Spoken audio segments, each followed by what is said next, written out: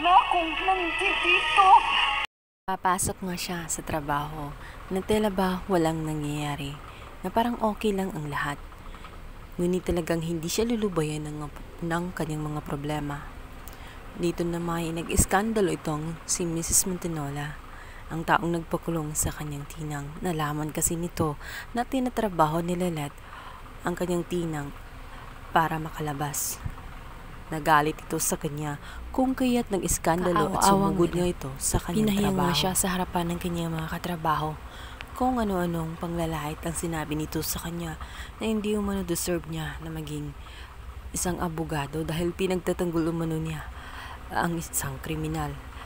At ipangangalandrakan ng babaeng yun na talagang may lahi siyang kriminal. Hindi lang yun, binuhusan pa siya ng pulang pintura.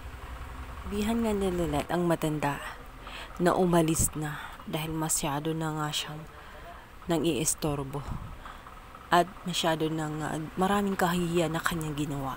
Subalit mas sinadyos pa nito na mas maigi umano na siya ang umalis dahil hindi deserve ng mga tao na magtrabaho siya doon, lalo't may lahi umano siyang kriminal. Napahiya ng husto itong si Lelet sa kanyang mga katrabaho at ang masama pa roon ay minabuti ni Attorney Constantino na pagpapahingahin na muna itong si Lelet. Ikalma na muna niya ang kanyang sarili dahil marami na nga siyang nagawang kahiyan at nadadamay na nga pati ang reputasyon ng kanyang pinagtatrabuhan. Kung kaya't ninais na lang nito na manahimik na lang muna at magpahinga na lang muna. Nang sa ganun, di na nga madadamay pa ang kanyang pinagtatrabahuan.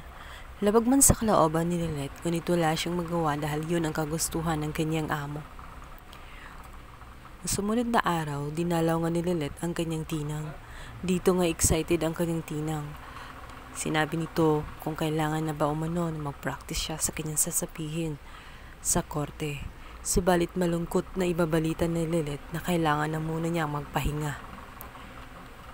Naiyak ang kanyang tinang at nagmamakaawa sa kanya. Bakit umano ipopospon? Ilang taon na siyang nagantay. Kung tutuusin, 4 na taon na nga na lumipas. Kaya naman, hindi mapalagay si Lelet.